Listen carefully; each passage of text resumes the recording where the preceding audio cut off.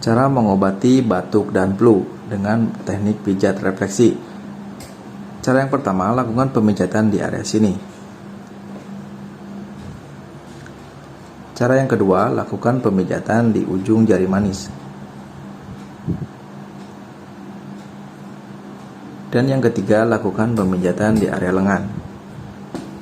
Lakukan masing-masing pemijatan kurang lebih selama 5 menit dan lakukan di kedua tangan untuk hasil yang maksimal. Semoga tips ini bermanfaat. Terima kasih.